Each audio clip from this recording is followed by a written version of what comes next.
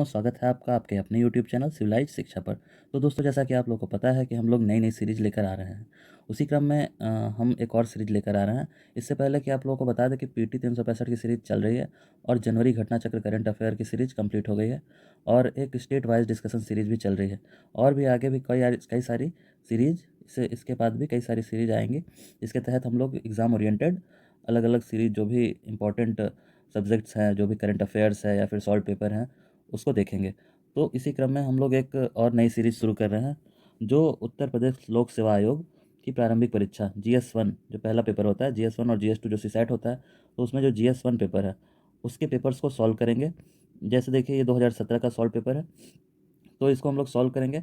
और हालांकि घटना चक्र में भी ऐसी चीज़ें होती हैं कि मतलब उसमें last year paper PYQ previous year question ही है जो कि सॉल्व किए जाते हैं, लेकिन वो कई परीक्षाओं में पूछे गए प्रश्न पत्रों का संकलन है। जैसे भले वो विषयवार होते हैं, लेकिन उसमें कभी यूपीएससी के क्वेश्चन आ जाएंगे, कभी यूपी पीसीएस का आ जाएगा उसी सब्जेक्ट में ही, उसी टॉपिक में।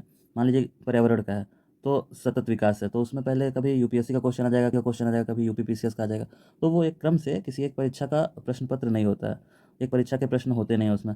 लेकिन इसमें जो है यूपी पीसीएस से रिलेटेड सारे क्वेश्चन क्रमवार जो 2017 का पेपर है उसी क्रम में लगातार वही क्वेश्चन होंगे, 2017 के क्वेश्चन होंगे।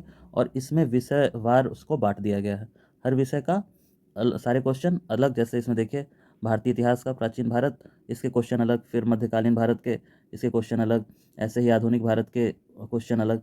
तो इससे 2017 का जो प्रीवियस ईयर पेपर है वो पूरी तरह से कंप्लीट हम लोग एनालिसिस करेंगे।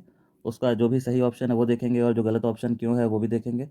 तो इस सीरीज़ में यही है कि हम लोग यूपीपी से जो कराता है उत्तर प्रदेश लोक सेवा आयोग, उसके पेपर को, जो प्रारंभिक परीक्षा का GS1 है, GS1 को ही अभी हम लोग डिस्कस करेंगे। बाद में सीसैट, जैसा कि आप लोग कहेंगे उस हिसाब से सीसैट भी हम लोग डिस्कस करेंगे, लेकिन अभी GS1 के पेपर को ही डिस्कस करेंगे विषयवार, वर्षवार और विषयवार। तो इसको करते हैं, नया सीरीज़ शुरू करते हैं हम लोग, और 2017 के पेपर से शुरू करते हैं हम लोग, करते करते 2022 तक सॉल्व करेंगे।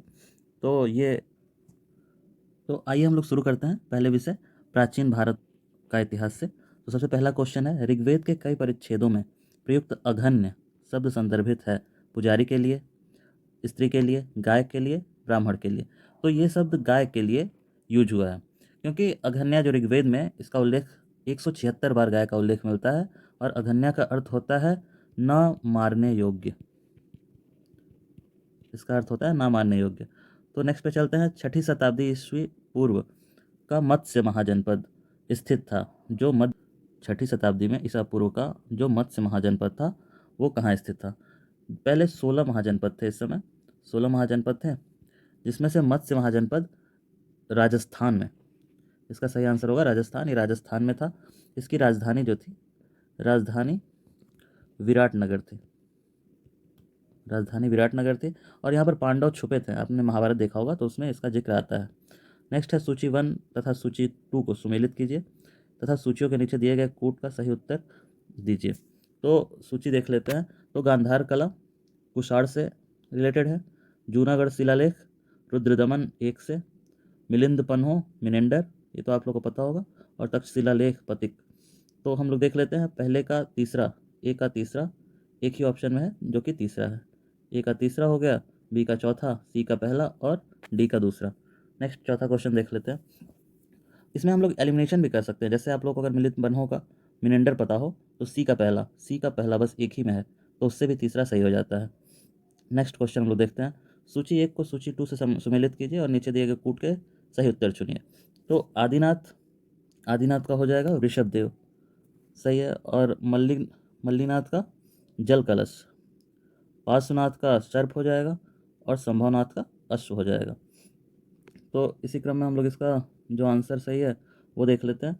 जैसे आदिनाथ का पहला ही है, मल्लीनाथ का चौथा है, ए का पहला और बी का चौथा, तो ऑप्शन ए हो जाएगा सही। नेक्स्ट अब हम लोग इस तरह से प्राचीन भारत के क्वेश्चन हो गए, और ये 4 क्वेश्चन पूछा था ये भी मैंने लिख दिया है। और जो मध्यकालीन भारत है उसमें भी 4 क्वेश्चन ही पूछे गए हैं। तो 5वां क्वेश्चन देखते हैं इसका, अकबर के शासनकाल में दक्कन में निम्न पद्धतियों में से कौन सा भू राजस्व वसूली का प्रचलित आधार था। तो इसका जो सही ऑप्शन होगा वो हल की संख्या होगा, क्योंकि किसान हलों की संख्या के आधार पर ही भू राजस्व की राशि अदा करते थे। उस समय कोई ऐसा विशिष्ट व्यवस्थित भू राजस्व व्यवस्था नहीं थी, इसलिए हलों की संख्या के आधार पर ही यह प्रचलित था। नेक्स्ट है छठा, निम्न विदेशी यात्रियों में से किसने जहांगीर के शासनकाल में भारत की यात्रा की थी? कौन था जो जहांगीर के समय पे भारत आया था? तो फ्रांसिस पेल्सर्ट जो है, फ्रांसिस्को पेल्सर्ट, यह एक डच यात्री था और यही जहांगीर के समय पे भारत आया था। और ये फादर एंथोनी मॉन्सेट पुर्तगाली थे और ये 1580 के समय अकबर के समय पे आए थे। निकोलो मनुक्की, ये फ्रांसीसी निकोलो मनुक्की सॉरी, ये 1653 के आसपास आए थे और ये इटली के यात्री थे। दारासो को की सेना के तोपची के रूप में ये आए हुए थे। और फ्रंकवायस वर्नियर 1656 के समय आए थे और ये फ्रांस के थे। शाहजहाँ के दरबार में ये आए थे, शाहजहाँ के। नेक्स्ट है जौनपुर राज्य का अंतिम शासक कौन था? जौनपुर राज्य की स्थापना पहले हम लोग देख लेते हैं। जौनपुर जो राज्य था उसकी स्थापना 1394 में हुई थी। और मलिक सरवर हैं इसके, मलिक सरवर ख्वाजा जहाँ ने सरकी वंश की स्थापना की थी। मलिक सरवर ने इसकी स्थापना की थी, जो कि ख्वाजा जहाँ भी इनको कहते हैं, ख्वाजा जहाँ, जो कि सरकी वंश के संस्थापक थे। और इन्होंने इस राज्य की स्थापना की थी, जौनपुर के सरकी वंश के थे। और जो लास्ट शासक थे हुसैन शाह सरकी, तो हुसैन शाह सही ऑप्शन हो जाएगा, हुसैन शाह सरकी। और जौनपुर को भारत का सिराज कहा जाता था जौनपुर को। ये सब फैक्ट जो मैं बोल रहा हूँ उसको नोट्स बना लीजिएगा आप लोग, क्योंकि इससे रिलेटेड क्वेश्चन ही पूछते हैं, जो पिछले साल के क्वेश्चन होते हैं। अगर डायरेक्ट उसको नहीं पूछेगा, रिपीट डायरेक्ट नहीं करेगा, तो भी जो उससे रिलेटेड, जो उसके पास आसपास के क्वेश्चन होंगे, उससे क्वेश्चन बना लेगा। नेक्स्ट हम लोग आते हैं 1303 में काकतीय शासकों की सेना ने निम्न में से किसकी सेना को वारंगल में परास्त किया?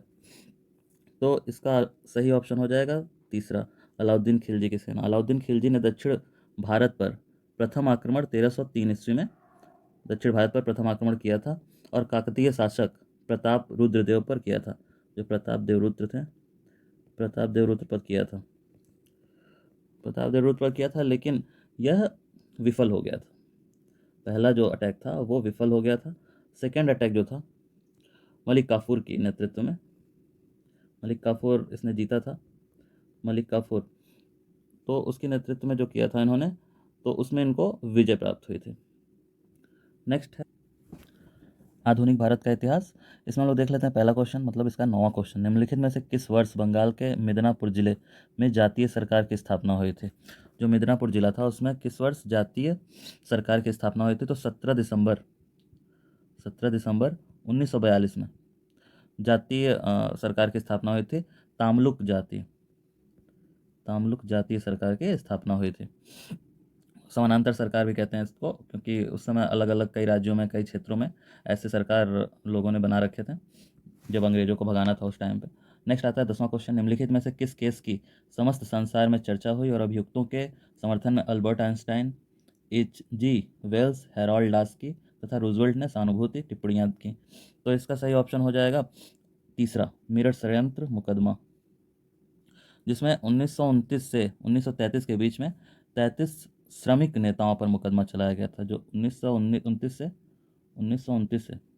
33 के बीच में जो श्रमिक नेताओं पर 33 श्रमिक नेता थे, उन पर मुकदमा चलाया था। उसी का विरोध इन लोगों ने किया था और इनके पक्ष में थे, जो श्रमिक थे उनके पक्ष में ये लोग थे। नेक्स्ट है 11वां, किसने ईस्ट इंडिया कंपनी के बारे में यह टिप्पणी की थी कि कंपनी एक असंगति है, परंतु यह उस व्यवस्था का भाग है जहां सब कुछ ही असंगत है?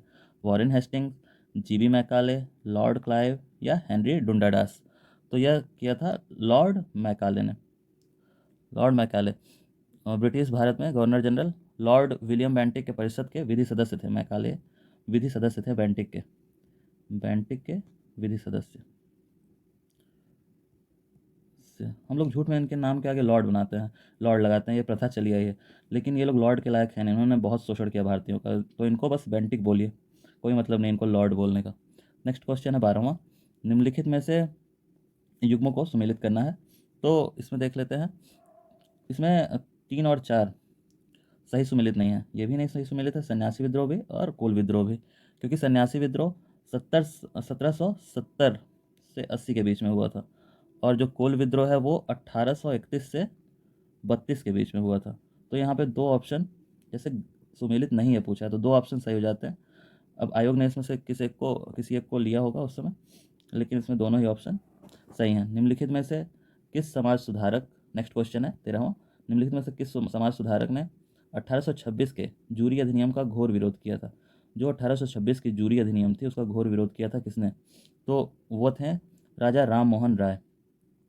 जो राजा राम मोहन राय थे इन्होंने जूरी अधिनियम का विरोध किया था, क्योंकि इस मामले में क्या था, इस अधिनियम में हिंदू तथा मुसलमानों के धार्मिक मसले की सुनवाई हिंदू मुस्लिम एवं ईसाई यूरोपीय आदि सभी कर सकते थे। जो हिंदू मुस्लिम के मामले थे, हिंदू मुस्लिम के मामले थे उसकी सुनवाई सब कर सकते थे, लेकिन जो ईसाइयों की सुनवाई थी उसको केवल यूरोपीय कर सकते थे।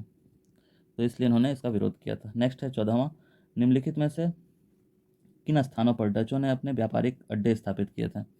तो व्यापारिक अड्डे इन्होंने चौथा होगा सही इसका, उपरोक्त सभी, क्योंकि इन्होंने सारे ही जगह पे अपने अड्डे स्थापित किए थे। इन्होंने पुलिकट में भी किया था, जो कि इसमें नहीं दे रखा है, और इन्होंने मसूलीपट्टम में प्रथम डच कारखाने की स्थापना की थी।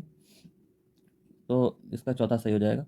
नेक्स्ट 15वां देख लेते हैं, स्वतंत्रता पूर्व भारत में निम्नलिखित में से किसने केंद्रीय विधानसभा में स्वराज दल का समर्थन किया था? तो ऑप्शन ए है M.A. जिन्ना, मौलाना अबुल कलाम आज़ाद, डॉक्टर राजेंद्र प्रसाद, जवाहरलाल नेहरू। तो इसका ऑप्शन सही हो जाएगा M.A. जिन्ना। स्वराज दल की स्थापना सी आर दास और मोतीलाल नेहरू ने की थी। मोतीलाल नेहरू ने की थी 1923 में। तो उसको इन्होंने वही दे रखा है कि स्वराज दल का समर्थन किया था, तो जिन्ना ने किया था समर्थन। नेक्स्ट हम लोग देख लेते हैं 16वां क्वेश्चन, गोपाल कृष्ण गोखले ने किस वर्ष में भारत सेवक मंडल सर्वेंट ऑफ इंडिया सोसाइटी की स्थापना की थी? तो इसकी स्थापना की थी गोपाल कृष्ण गोखले ने 1905 ईस्वी में। ऑप्शन डी सही हो जाएगा। 17 क्वेश्चन देख लेते हैं, निम्नलिखित कथनों पर विचार कीजिए तथा उनके नीचे दिए गए कूट से सही उत्तर चयन कीजिए। तो इसका ऑप्शन देख लेते हैं, कूट देख लेते हैं, पहले कथन देखते हैं। ब्रिटिश काल में सामान्यतः भारत का व्यापार संतुलन अनुकूल था। और नेक्स्ट है, कारण धन निकासी का स्वरूप अप्रतिफलित निर्यात था। तो इसमें जो ए है, ब्रिटिश काल में सामान्यतः भारत का व्यापार संतुलन प्रतिकूल था, अनुकूल नहीं प्रतिकूल था, और धन की निकासी का स्वरूप प्रतिफलित निर्यात था। तो इसमें ऑप्शन डी हो जाएगा, ए गलत है और आर सही है। 18वें क्वेश्चन पे देखते हैं, निम्नलिखित में से कौन सा युग्म सुमेलित नहीं है वो देखना है। तो इसमें पहला है हेक्टर मुनरो बक्सर का युद्ध, लॉर्ड हेस्टिंग्स, आंग्ल नेपाल, लॉर्ड वेलेजली, चतुर्थ आंग्ल मैसूर युद्ध, और कार्नवालिस, तृतीय आंग्ल मराठा युद्ध। तो यही चौथा वाला जो है यह सही ऑप्शन हो जाएगा, यह नहीं सही है, मतलब ये सही सुमेलित नहीं है, क्योंकि लॉर्ड कॉर्नवालिस जो है उसमें लॉर्ड कॉर्नवालिस नहीं थे इस समय। जो तृतीय आंग्ल मराठा युद्ध था इस समय थे हेस्टिंग्स थे। नेक्स्ट 19वां क्वेश्चन देख लेते हैं, नीचे दिए गए कूट का उपयोग करते हुए निम्नलिखित घटनाओं को सही कालानुक्रम में निर्दिष्ट कीजिए। तो सबसे पहले देख लेते हैं कि कौन सा इसमें ऑप्शन सही होगा। पहले ऑप्शन देख लेते हैं, रॉलेट एक्ट के विरुद्ध सत्याग्रह, दूसरा चंपारण सत्याग्रह, तीसरा खेड़ा किसान आंदोलन, चौथा अहमदाबाद मिल हड़ताल। तो सबसे पहले हुआ था चंपारण सत्याग्रह, फिर उसके बाद हुआ था अहमदाबाद मिल हड़ताल, फिर खेड़ा किसान आंदोलन, फिर लास्ट में हुआ था रॉलेट एक्ट के विरुद्ध सत्याग्रह। तो देख लेते हैं 2 4 3 1। तो ये पहला ही ऑप्शन हो गया, 2 4 3 1। नेक्स्ट आते हैं हम लोग कला और संस्कृति से, इसके भी 3 क्वेश्चन पूछे गए हैं। तो सबसे पहला क्वेश्चन, निम्नलिखित में किस शैलकृत गुफा में 11 सिरों के बोधिसत्व का अंकन मिलता है? तो ऑप्शन देखते हैं, अजंता, एलोरा, कन्हेरी, कार्ले। तो सही ऑप्शन हो जाएगा कन्हेरी। नेक्स्ट आते हैं, ये शक सातवाहन के समय का था, शक सातवाहन जो थे उनके समय यह बनाया गया था। तो कन्हेरी गुफाएं जो कि महाराष्ट्र में है, नेक्स्ट क्वेश्चन है 21वां, निम्नलिखित कथनों पर विचार कीजिए। पश्चिमी गोदावरी जिले के गुंटूफल्ली में प्रारंभिक चैत्यगृह और विहार चट्टानों को काटकर बनाए गए हैं। पूर्वी दक्कन के चैत्य और विहार साधारणतया चट्टानों को काटकर बनाए गए हैं। तो इसको देख लेते हैं। तो इसमें जो कथन है ये दोनों ही सही है, क्योंकि पहला भी सही है और दूसरा भी सही है। गोदावरी जिले में गुंटूफुल्ली के प्रारंभिक चैत्य विहार और चट्टानों को काटकर ही बनाए गए थे, और चैत्य विहार साधारणतः चट्टानों को काटकर बनाए गए हैं। तो ऑप्शन सी तीसरा हो जाएगा, सी। पहला और दूसरा दोनों सही है। नेक्स्ट आते हैं बराबर पहाड़ी की गुफाओं के विषय में, निम्न में से कौन सा एक सही नहीं है। तो इसको देख लेते हैं। बिहार के गया जिले में बराबर नामक पहाड़ी यहाँ से मौर्य काल की बनी हुई है। मौर्य काल में बनी हुई है ये पहाड़ियाँ। और इनका जो आजीवक संप्रदाय के भिक्षुओं को इस गुफा को समर्पित करने का उद्देश्य का उल्लेख करते हैं। और इसका सही ऑप्शन हो जाएगा ये अभिलेख ईसा पूर्व 6वीं शताब्दी के हैं। नेक्स्ट आ जाते हैं हम लोग भारतीय राज्य व्यवस्था एवं संविधान, जिसमें 20 क्वेश्चन पूछे गए हैं, जो कि बहुत बड़ा जंक है। इसको आप लोग अच्छे से इस सब्जेक्ट को कीजिएगा, क्योंकि इससे काफ़ी क्वेश्चन आते हैं। सूची 1 और सूची 2 के साथ सुमेलित कीजिए तथा नीचे दिए गए कूट से सही उत्तर चुनिए। तो इसका 23वें का देख लेते हैं हम लोग, क्या हो जाएगा ऑप्शन। पहले जो सूची है सूची 2 देख लेते हैं। न्यायिक पुनरीक्षण शक्ति का परिसीमन, ऑप्शन क्या क्या दे रखा है। अच्छा, ऑप्शन ऐसे कूट में दे रखा है। तो देखते हैं पहले का न्यायिक पुनरीक्षण शक्ति, ये 38वां संशोधन हो जाएगा। उसके बाद अब देखते हैं यहाँ पे कूट से क्या पता पहले ही हो जाए। तो कूट में पहले का तीसरा एक ही में दे रखा है, तो यानी कि हमने इसको एलिमिनेशन मेथड से कर लिया। सी ऑप्शन हो जाएगा इसका। बी का चौथा, सी का पहला और डी का दूसरा हो जाएगा। बी का चौथा 44 संशोधन, सी का पहला 61 और उद्देशिका पंथ में 42वें संशोधन से जोड़ा गया था।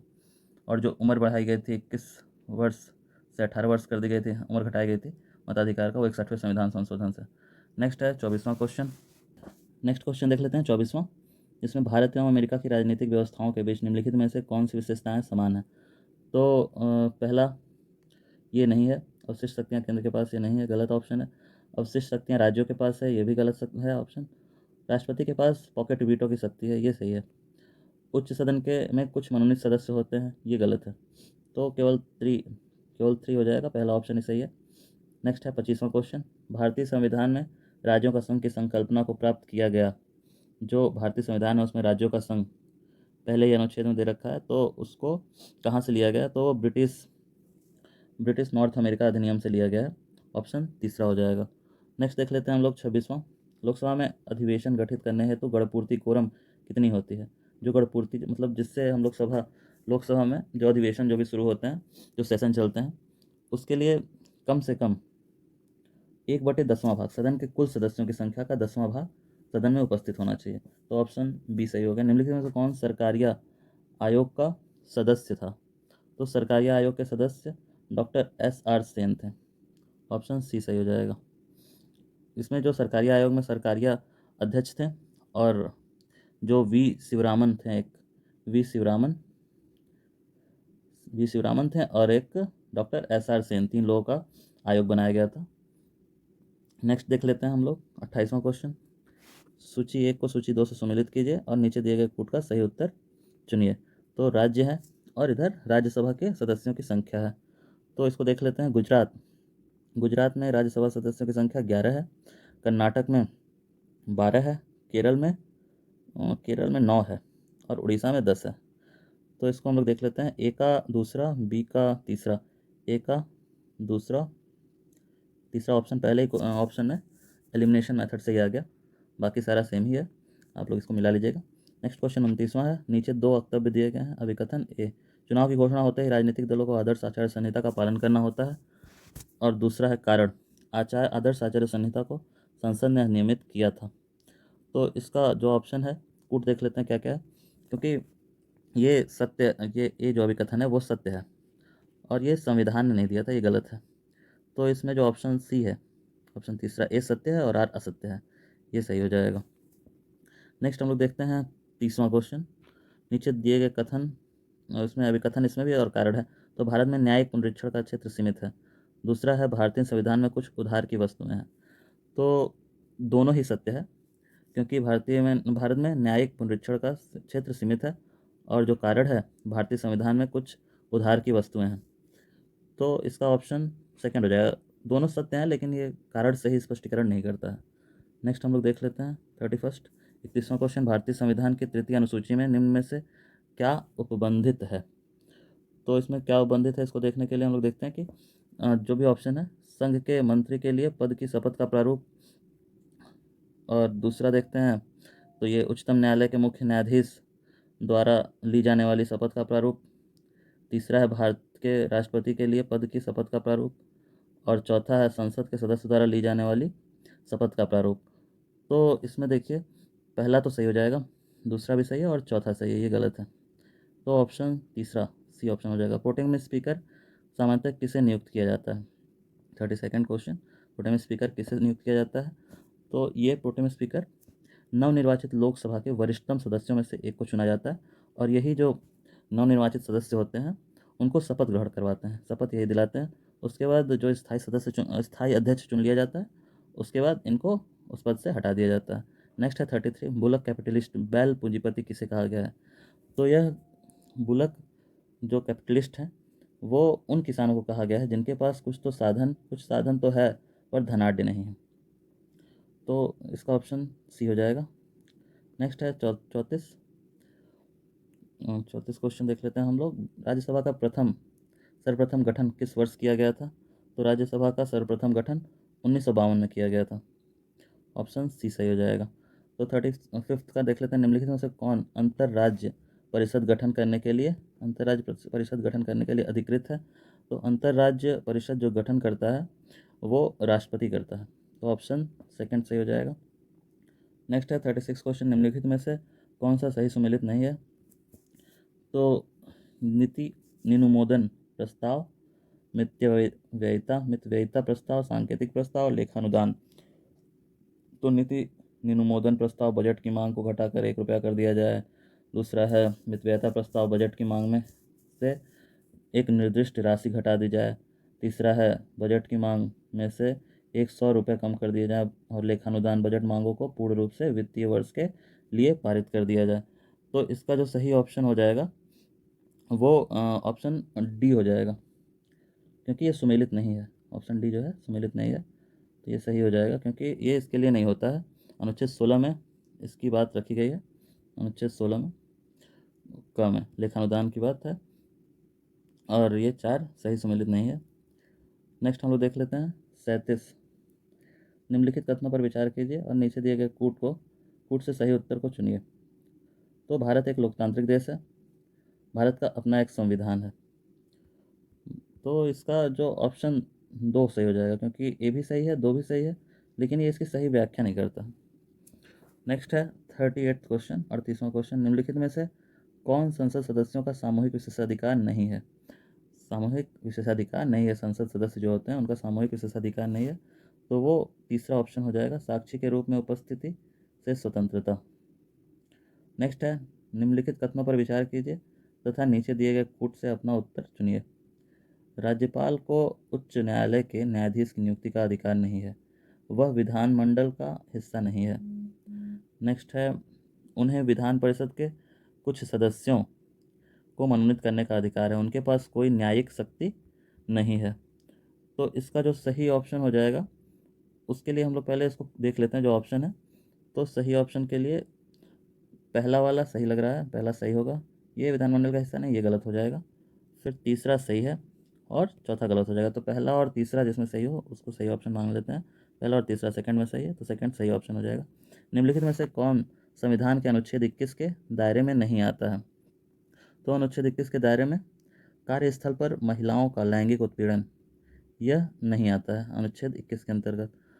अनुच्छेद निम्नलिखित में से कौन सा एक 41वां क्वेश्चन क्षेत्रीय परिषदों का लक्षण नहीं है?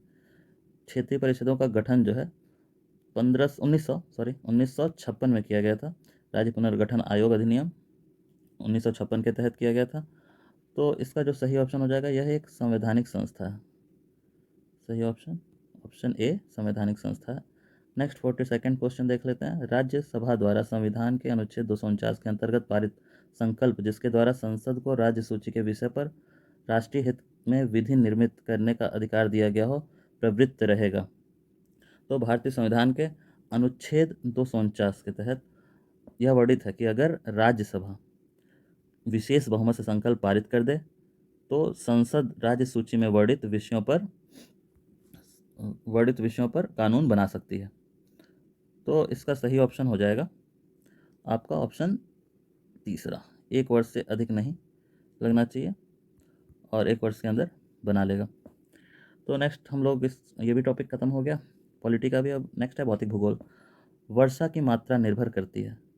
वर्षा की मात्रा जो है जो वायुमंडल से में नमी पर काफ़ी ज़्यादा निर्भर करती है, क्योंकि सर्वाधिक वायुमंडल में नमी से निर्धारित होती है। जब समुद्री आर्द्र पवनें स्थानीय गर्म और शुष्क पवनों से मिलती हैं तो उन क्षेत्रों में तूफान के साथ तीव्र वर्षा होती है।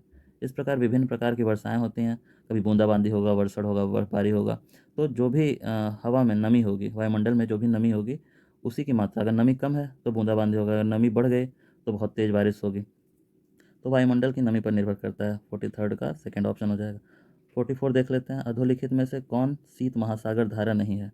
तो शीत महासागर धारा कौन सी नहीं है? अगुलहास शीत महासागर धारा नहीं है, क्योंकि यह एक हिंद महासागर की है, स्थायी गर्म जलधारा है। शीत जलधारा नहीं है। और हम्बोल्ट या पेरुवियन धारा ये प्रशांत महासागर की है। हम्बोल्ट प्रशांत महासागर की है। कनारी अटलांटिक महासागर की है। और जो ओयासियो है ये ठंडी जलधारा है, ये शीत जलधारा है। तो इसका सही ऑप्शन हो जाएगा 4th अगुलहास, यह गर्म जलधारा है। नेक्स्ट क्वेश्चन देख लेते हैं 45। निम्न में से कौन सा सबसे बड़ा पठार है? तो 45 में सबसे बड़ा पठार जो ऑप्शन दे रखे हैं उसमें कोलोराडो है सबसे बड़ा पठार। लेकिन विश्व में अगर पठार देखा जाए सबसे बड़ा पठार, तो वो तिब्बत का पठार है। तिब्बत का पठार सबसे बड़ा पठार है विश्व का। लेकिन इन ऑप्शंस में से कोलोराडो का पठार सबसे बड़ा पठार है। नेक्स्ट है 46। लाल सागर एक उदाहरण है ज्वालामुखी घाटी का, अपरदित घाटी का, अपक्षीय अक्षीय द्रोणी का, यू आकार की घाटी का। तो इसका सही ऑप्शन हो जाएगा अक्षीय द्रोणी का। विषीय द्रोणी का हो जाएगा ये ऑप्शन 3। अफ्रीका एवं अरब के बीच में अवस्थित है ये लाल सागर। बाब अल मंदेब जो जल संधि है उसके द्वारा अरब सागर एवं स्वेज नहर के द्वारा भूमध्य सागर से जुड़ता है। इसी के द्वारा भूमध्य सागर से जुड़ जाता है। तो नेक्स्ट देख लेते हैं। अब ये भी हो गया। अब नेक्स्ट है भारत का भूगोल। इससे 14 क्वेश्चन आए। ये भी एक बहुत बड़ा भाग है जिससे क्वेश्चन ज़्यादा आते हैं।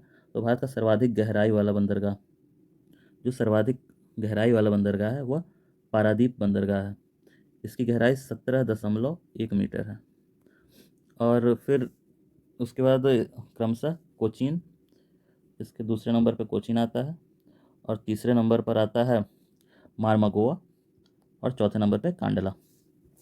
तो इसका सही ऑप्शन हो जाएगा सी, पारादीप सबसे ज़्यादा गहराई वाला बंदरगाह है। नेक्स्ट है 48 क्वेश्चन। निम्न में से कौन सा विशालतम हिमनद है? तो विशालतम हिमनद सासायनी है। सबसे विशाल हिमनद सासायनी है। ये सियाचिन काराकोरम दर्रे में स्थित है। सियाचिन ग्लेशियर यह भारत का सेकंड सबसे बड़ा ग्लेशियर है। विश्व का सबसे बड़ा ग्लेशियर जो विश्व का है वो चेंको ग्लेशियर है। चेंको ग्लेशियर विश्व का सबसे बड़ा ग्लेशियर है। इसको नोट करते जाइएगा आप लोग, क्योंकि इससे डायरेक्ट क्वेश्चन इस तरह के क्वेश्चन बन सकते हैं। ये अंटार्कटिका का है, अंटार्कटिका का ग्लेशियर है जो कि विश्व का सबसे बड़ा ग्लेशियर है। और भारत का अगर पूछे इन सब में से, तो सशायनी। तो 2011 की जनगणना के अनुसार 49 क्वेश्चन, 2011 की जनगणना के अनुसार निम्नलिखित राज्यों में से किसमें अनुसूचित जनजातियों की जनसंख्या का प्रतिशत कुल जनसंख्या के प्रतिशत के हिसाब से न्यूनतम है? तो ये ऑप्शन हो जाएगा उत्तर प्रदेश का, क्योंकि इसमें इसकी कुल जनसंख्या का 0.6% ही एसटी की आबादी है। नेक्स्ट है 50 क्वेश्चन। निम्नलिखित में से कौन सा सही सुमेलित नहीं है? तो इसको सुमेलित को देख लेते हैं। नाथुला दर्रा सिक्किम में है, और जबकि दे रखा है मेघालय। ये सिक्किम सही होगा, मेघालय गलत होगा। तो इसका सही ऑप्शन हो गया तीसरा सी। नेक्स्ट क्वेश्चन देख लेते हैं 51। निम्नलिखित में से कौन से युग्म सही सुमेलित हैं? तो इसमें सबसे पहला है इडुक्की तापीय शक्तिगिरी, दूसरा है सबरीगिरी जल विद्युत परियोजना, तीसरा घाट प्रभा सिंचाई परियोजना, चौथा रामगंगा बहुउद्देशीय परियोजना। तो इसमें जो ऑप्शन देखते हैं उससे पहले इनको देख लें कि मतलब कौन सा सही होंगे। इडुक्की है ये गलत है, क्योंकि इडुक्की जल विद्युत परियोजना है। और सबरीगिरी सही है, ये जल विद्युत परियोजना है। घाट प्रभा सिंचाई परियोजना है। रामगंगा बहुउद्देशीय परियोजना है। तो ऑप्शन ए सही हो जाएगा। 2, 3 और 4। अब 52nd क्वेश्चन देख लेते हैं। सूची 1 सूची 2 को सम्मिलित कीजिए तथा नीचे दिए गए कूट से सही उत्तर चुनिए। तो दूध सागर जो जलप्रपात दे रखा है और नदी दे रखी है। तो दूध सागर का अगर हम लोग मिलाएंगे तो दूध सागर मांडवी नदी पर, दूध सागर मांडवी नदी पर, डुडुमा मत्स्य कुंड पर, ये सामने ही दे रखा है, गोकाक घाट प्रभा और जोग शरावती पर। तो ऑप्शन देख लेते हैं, ए का चौथा, बी का दूसरा, ए का चौथा, बी का दूसरा, यहाँ तक तो सेम सेम चल रहा है, और फिर सी का पहला, सी का पहला, तो यानी कि यही ऑप्शन सही है, ऑप्शन ए। फिर 53 क्वेश्चन देख लेते हैं। इसका निम्नलिखित शैल क्रमों में से कौन सा भारत का 90% से अधिक कोयला प्रदान करता है? तो यह सीधे हो जाएगा गोंडवाना क्रम। हमने कई बार इसको पढ़ा है कि ये गोंडवाना क्रम में सबसे ज़्यादा कोयला प्राप्त होता है। और ये जो क्षेत्र हैं पश्चिम बंगाल, झारखंड और उड़ीसा में ज़्यादा कोयले पाए जाते हैं, वही गोंडवाना क्षेत्र है। निम्नलिखित लोहा और इस्पात कारखानों में से कौन कच्चे माल क्षेत्र के समीप नहीं है? कच्चे माल क्षेत्र के समीप सेलम, सेलम नहीं है, बाकी सब कच्चे माल के समीप क्षेत्र हैं। यहाँ से आराम से कोयला उपलब्ध हो जाता है इनको, और ये कोयले के क्षेत्र से दूर है। नेक्स्ट है 55वां, 55th क्वेश्चन है, कर्क रेखा निम्नलिखित में से किन राज्यों से होकर गुजरती है? तो गुजरात से होकर गुजरती है, छत्तीसगढ़ से होकर गुजरती है, झारखंड से होकर गुजरती है, उत्तर प्रदेश से होकर नहीं गुजरती है। तो पहला दूसरा चौथा जिसमें हो, पहला ही ऑप्शन है, तो सही हो जाएगा। हम लोग देख लेते हैं कर्क रेखा किससे किससे गुजरती है। तो राजस्थान से गुजरती है, गुजरात से गुजरती है, मध्य प्रदेश से गुजरती है, छत्तीसगढ़ से, छत्तीसगढ़ से, और फिर झारखंड से भी गुजरती गुजरती है, वेस्ट बंगाल से गुजरती है, फिर उधर त्रिपुरा और मिजोरम। तो कुल 8 राज्यों से होकर गुजरती है, 8 राज्यों से होकर गुजरती है। नेक्स्ट हम लोग देखते हैं 56 क्वेश्चन, निम्नलिखित पहाड़ी जातियों का पश्चिम से पूर्व सही क्रम लगाएं। तो गारो खासी जयंतिया, जैसा कि हम लोग जानते हैं गारो खासी जयंतिया पर्वत, ये तीनों मेघालय की श्रेणियाँ हैं। और नेक्स्ट है नागा, जो नागालैंड में है, तो ऑप्शन सी सही हो जाएगा। नेक्स्ट है 57 क्वेश्चन, सूची 1 सूची 2 को सुमेलित कीजिए और सही उत्तर चुनिए। तो इसमें देखते हैं 57 क्वेश्चन का, पश्चिमी घाट का हो जाएगा कुमारी, जो खेती का प्रकार है और क्षेत्र है, तो पश्चिमी घाट का कुमारी हो जाएगा। दक्षिण पूर्वी जो भारत है, दक्षिण पूर्वी भारत, दक्षिण पूर्वी राजस्थान जो है उसका हो जाएगा वालतरे, सामने ही दे रखा है। और उत्तर पूर्वी भारत का झूम खेती, और मध्य प्रदेश तथा छत्तीसगढ़ में डाहिया। तो इसका जो ऑप्शन 1 है वही सही हो जा रहा है, चौथा, दूसरा, तीसरा और पहला। नेक्स्ट है 58 क्वेश्चन, सूची 1 सूची 2 को सम्मिलित कीजिए और नीचे दिए गए कूट का उपयोग कर सही उत्तर चुनिए। तो इधर एल्यूमिनियम कंपनी है और इसकी स्थिति दे रखा है। तो 58 का हम लोग देखते हैं, तो बाल्को कोरबा में है, हिंडाल्को रेणुकूट में है, इंडियन एल्यूमिनियम कंपनी हीराकुंड में है, और नाल्को कोरापुट में है। तो देख लेते हैं, ए का दूसरा, बी का चौथा, ए का दूसरा, बी का चौथा, तो ऑप्शन 2 सही हो जाएगा। नेक्स्ट है 2011 की जनगणना के अनुसार निम्न में से किस राज्य में जनसंख्या में कमी आई है? तो जनसंख्या में कमी आई है नागालैंड की, इसमें -0.6% की कमी आई है। तो नेक्स्ट 60वां क्वेश्चन देख लेते हैं, 60 क्वेश्चन, निम्नलिखित में से कौन सा एक राज्य आर्थिक दृष्टि से सबसे ऊपर किंतु लिंगानुपात के आधार पर सबसे नीचे है? तो हरियाणा आर्थिक दृष्टि से काफ़ी ऊपर है, लेकिन लिंगानुपात की स्थिति काफ़ी गड़बड़ है। 879/1000 का लिंगानुपात है, मतलब 1000 पुरुषों पर 879 महिलाएं हैं। अब तो स्थिति काफ़ी सुधर रही है इनकी, लेकिन पहले काफ़ी स्थिति खराब थी। तो नेक्स्ट हम लोग टॉपिक देख लेते हैं, विश्व का भूगोल। इससे 6 क्वेश्चन आए थे 2017 के पेपर में। तो 61वां क्वेश्चन, निम्नलिखित में से किसे यूरोप की तेल राजधानी कहा जाता है? तो यूरोप की तेल राजधानी एबरडीन को कहा जाता है। यह उत्तरी सागर जो यूरोप में है, उत्तरी सागर के पास स्थित है, उत्तरी सागर, उत्तरी सागर के समीप अवस्थित है, और यह यूरोप में स्थित है, उत्तरी सागर यूरोप में स्थित है। एबरडीन सही ऑप्शन हो जाएगा। नेक्स्ट हम लोग देखते हैं 62 क्वेश्चन, निम्नलिखित में से किस देश समूह की सीमा इजराइल से लगी है? तो इसका हो जाएगा ऑप्शन ए, क्योंकि लेबनान से लगी है उत्तर में, और उत्तर पूर्व में सीरिया से, और जॉर्डन से पूर्व में, और दक्षिण पश्चिम में मिस्र से ये सीमा लगी है। नेक्स्ट है 63rd क्वेश्चन, निम्नलिखित में से कौन सी नहर दक्षिण जर्मनी में आंतरिक जलमार्ग के रूप में प्रयोग की जाती है? तो ये कौन सी नहर है? तो ये है तीसरी ऑप्शन, लुडविग्स नहर। लुडविग्स नहर दक्षिण जर्मनी में आंतरिक जलमार्ग के रूप में प्रयोग किया जाता है, तो ऑप्शन सी सही हो जाएगा। नेक्स्ट है 64 क्वेश्चन, ब्राज़ील में विशाल कहवा बागानों को कहा जाता है? ब्राज़ील के विशाल कहवा बागानों को कहा जाता है फजेंडा, तो ऑप्शन डी सही हो जाएगा। विश्व का कहवा पात्र भी कहा जाता है ब्राज़ील को। और जो बड़े बड़े बाग होते हैं इनके, कहवा बागान जो होते हैं, उन्हीं को फजिंडा कहते हैं। नेक्स्ट है 62, निम्नलिखित युग्मों में से कौन सा सही सुमेलित नहीं है। तो ये एक तरफ दे रखा है सुमेलित करने को। तो इसमें जो मालदीव की राजधानी है, इधर देश है और ये राजधानी है। तो गिनी बिसाऊ का बिसाऊ है, ताइवान का ताइपेई है, निकारागुआ का मानागुआ है, लेकिन मालदीव का माले है। तो ऑप्शन डी सही हो जाएगा। किसमें कहा है सुमेलित नहीं है, तो यानी कि माले सुमेलित नहीं है। मलाबो दिया है तो माले सुमेलित, मालदीव सुमेलित नहीं है, तो ये ऑप्शन डी सही हो जाएगा। 66 का देख लेते हैं। सूची 1 को सूची 2 से सम्मिलित कीजिए तथा नीचे दिए गए कूट से सही उत्तर चुनिए। तो सूची 1 में नगर है और सूची 2 में नदियां हैं। तो 66 का हम लोग देखते हैं कि नगर खार्तूम जो है वो नील नदी पे, और ब्राज़ाविले जैरे हो जाएगा, और रॉटरडम राइन नदी पे, और पेरिस सीन नदी पे। तो इसका ए का दूसरा, बी का पहला, ए का दूसरा, बी का पहला, तो ऑप्शन ए ही सही हो जाएगा। ये सारे ऑप्शन सही हैं। नेक्स्ट है अर्थव्यवस्था, इकोनॉमी से 15 क्वेश्चन आया है। तो 67 क्वेश्चन देख लेते हैं। नीचे 2 कथन दिए गए हैं। अभिकथन, विश्व स्वास्थ्य संगठन के अनुसार 1993 में विश्व में 16.5 मिलियन मृत्यु छुआछूत की बीमारियों के कारण हुई। स्वास्थ्य नियोजन के बिना नगरीकरण के कारण इस प्रकार की बीमारियां फैलती हैं। तो इसका जो है ऑप्शन, जैसे अभिकथन ए तो सही है, और अभिकथन जो कारण है, कारण भी सही है, और ये इसकी सही व्याख्या भी करता है। तो ऑप्शन ए सही हो जाएगा, पहला ही सही हो जाएगा। दोनों सही हैं, और आर ए की सही व्याख्या करता है। नेक्स्ट 68 क्वेश्चन, भारत सरकार द्वारा अनुमोदित सक्षम परियोजना संबंधित है। सक्षम परियोजना संबंधित है नवीन प्रत्यक्ष कर नेटवर्क से, तो ऑप्शन सी सही हो जाएगा।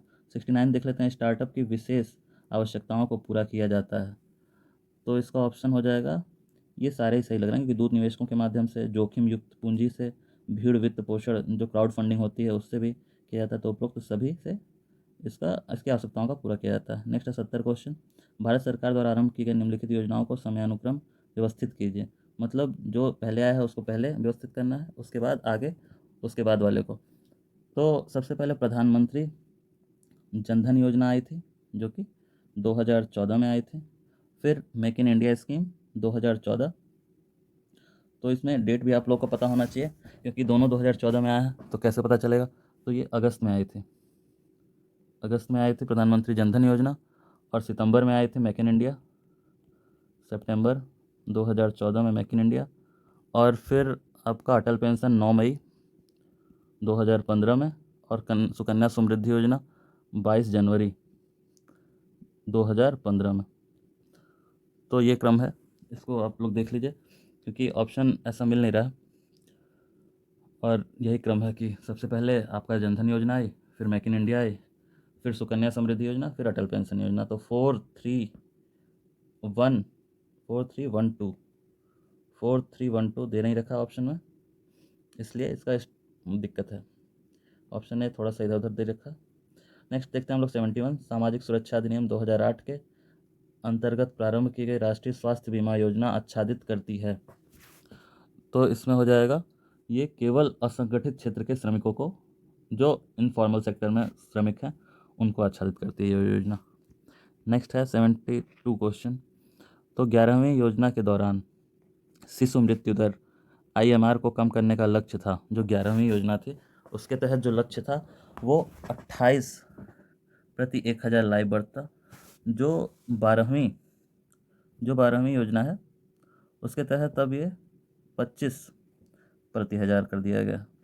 इसका लक्ष्य हो गया 25 प्रति 1000।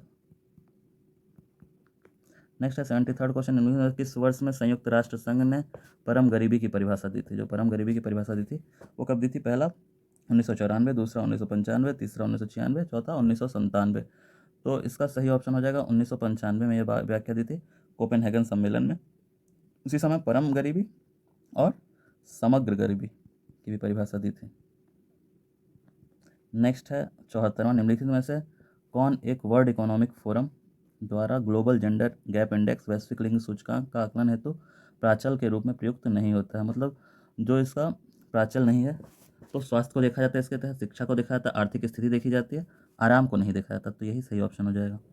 भारत सरकार द्वारा प्रारंभ की गई स्वदेश दर्शन योजना में निम्नलिखित में से किस पर्यटन चक्र का विकास सम्मिलित नहीं है।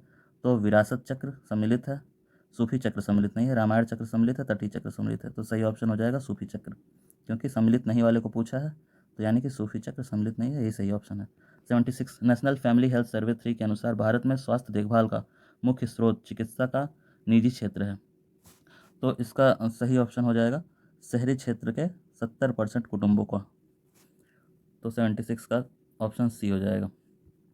नेक्स्ट हम लोग देखते हैं 77 क्वेश्चन। ऊर्जा गंगा परियोजना में के लिए निम्नलिखित में से कौन सा कथन सही है? तो यह एक गैस पाइपलाइन परियोजना है, ये सही है। इसे अक्टूबर 2016 में आरंभ किया गया था, ये भी सही है।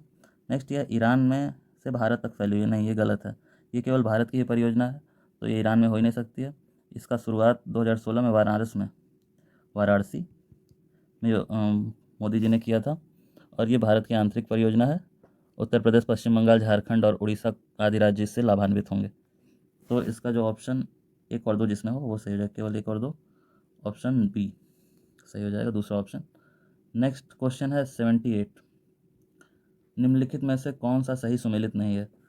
तो इधर योजना दे रखा है, इधर उद्देश्य दे रखा है।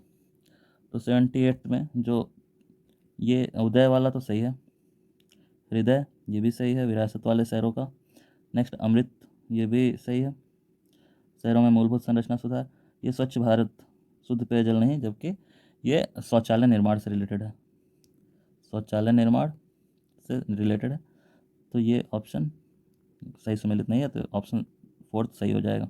नेक्स्ट 79 क्वेश्चन, आर्थिक सर्वेक्षण 2015-16 के अनुसार निम्नलिखित में से किसे भारतीय अर्थव्यवस्था का चक्रव्यूह चुनौती माना गया? किसे भारतीय अर्थव्यवस्था का चक्रव्यूह चुनौती माना गया? तो 79 का क्वेश्चन देखते हैं। तो इसमें भारतीय अर्थव्यवस्था का समाजवाद से निर्गमन रहित सीमित बाजारवाद को सीमित बाजारवाद की ओर जाना ही चक्रव्यूह चुनौती माना गया। तो जो भारतीय अर्थव्यवस्था का समाजवाद है, भारतीय अर्थव्यवस्था समाजवाद से निर्गमन रहित सीमित बाजारवाद की तरफ जाने को चक्रव्यूह चुनौती कहा गया। ऑप्शन सी सही हो जाएगा। नेक्स्ट है 80 क्वेश्चन, निम्न योजनाओं पर विचार कीजिए तथा इन्हें आरंभ होने के कालानुक्रम में व्यवस्थित कीजिए। तो इसको देख लेते हैं। तो पहला है प्रधानमंत्री जनधन योजना, digital gender Atlas for advancing girls education in India. तीसरा प्रधानमंत्री सुरक्षा बीमा योजना, और चौथा है मुद्रा बैंक योजना। तो प्रधानमंत्री जनधन योजना 2014 में, अभी हमने इसको देखा ही था 2014 में। डिजिटल जेंडर वाला ये 2015 में। प्रधानमंत्री सुरक्षा बीमा योजना 2015 मई में, और ये मार्च में था, मार्च में। और मुद्रा बैंक योजना 8 अप्रैल 2015 में था। तो इसका सही क्रम हो जाएगा 2014 पहला ही ऑप्शन, पहला दूसरा, ऑप्शन 2, पहले तीसरा फिर दूसरा फिर पहला फिर चौथा, ये सही क्रम हो जाएगा। नेक्स्ट है 81, निम्नलिखित में से समन्वित बाल विकास सेवा, एक सेकंड चलो, ये जो 80 वाला क्वेश्चन है उसमें कुछ डाउट है, क्योंकि प्रधानमंत्री ये 2014 में आया और ये 2015 में, ये 2008 2014 15, इसके भी ऑप्शन थोड़े विवादित हैं, ए भी हो सकता है और बी भी हो सकता है। तो इसमें बी का चांस कम है, ए ही का चांस है, लेकिन आयोग ने इसमें कुछ इसमें शायद समान मार्किंग हुई थी इस क्वेश्चन पे, क्योंकि वो क्वेश्चन ही थोड़ा ऑप्शन उसके क्वेश्चन के हिसाब से नहीं थे। नेक्स्ट 81 देख लेते हैं, निम्नलिखित में से समन्वित बाल विकास सेवा ICDS योजना के अंतर्गत कौन सी सेवा नहीं प्रदान होती है? तो इसके तहत देखते हैं कौन सी सेवा नहीं प्रदान होती है। तो इसमें जो बच्चों को निःशुल्क पुस्तकों, और जो ये निःशुल्क पुस्तक की बात है ना, निःशुल्क पुस्तक एवं विद्यालय पोशाक वितरण, यह सर्व शिक्षा अभियान के तहत दिया जाता है, सर्व शिक्षा अभियान के तहत। तो ये इस योजना के तहत नहीं दिया जाता है, तो इसका ये ऑप्शन सही हो जाएगा, ऑप्शन सी। अब देखिए भौतिकी से क्वेश्चन आ गया, इसके 5 क्वेश्चन है। तो इसमें क्वेश्चन पूछा है, एक सुरंग में 100 वाट क्षमता वाले 5 बल्ब लगातार 20 घंटे तक जलाए जाते हैं, संपूर्ण विद्युत खर्च कितनी होगी? तो वाट गुणे घंटा बटे 1000 हो जाएगा। तो इसमें आप 100 वाट है गुणे 20 बटे 1000 कर देंगे, तो ये 0,0,0,0,0,0, तो ये 2 यूनिट आ गया। अब यहाँ पे जो भी 5 बल्ब जलाए जा रहे हैं, तो 5 × 2 हो जाएगा, तो 10 यूनिट, तो ऑप्शन सी 10 यूनिट सही ऑप्शन हो जाएगा। नेक्स्ट है 83, यदि 100 ग्राम चीनी को आधा लीटर पानी में मिलाकर एक असंतृप्त चीनी का घोल तैयार किया जाए तो निम्न में से कौन सी भौतिक राशि नहीं बदलेगी। तो इसमें भौतिक राशि कौन सी नहीं बदलेगी, उसमें सांद्रता तथा घनत्व तो बढ़ जाएगा, जो सांद्रता और घनत्व तो है ये बढ़ जाएगा, लेकिन आयतन पर कोई प्रभाव नहीं पड़ेगा, ये बदलेगी नहीं, यही सही ऑप्शन हो जाएगा। 84 का मोबाइल चार्जर होता है, यह मोबाइल चार्जर एक उपचाई ट्रांसफार्मर होता है, वोल्टेज घटाने का काम करता है। जो चार्जर है वो वोल्टेज को घटा देता है, वोल्टेज घटाने का काम करता है।